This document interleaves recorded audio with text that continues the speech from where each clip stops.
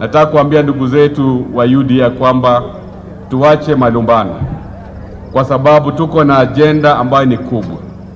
Ajenda ambayo baba alituachia ni kufanya kazi, kuwa na uwiano na kuhakikisha tumeunganisha Wakenya wote. Hiyo ndio ajenda kubwa sana.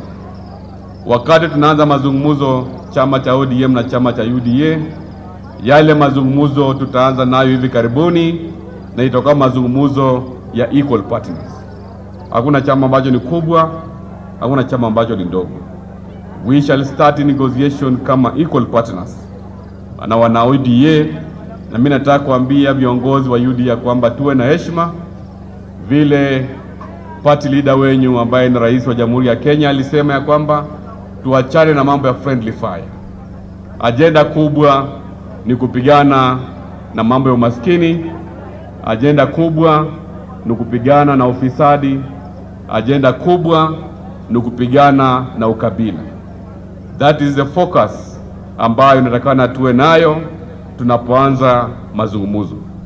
Na mimi kama kinara ama mimi kama mwenyekiti wa chama cha ODM hapa Kakamega, sisi tunaendeleza kuimarisha chama chetu cha ODM, kwa sababu Kakamega ni ngome ya ODM.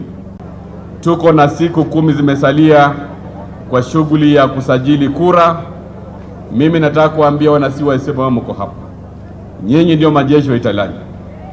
Nataka muhakikisha kwamba kama kuna jirani ama mtu yeyote ambaye hajisajili kupiga kura mwaka 2027, tumesema ya kwamba Kakamega tunataka kuwa na over 200,000 new voters.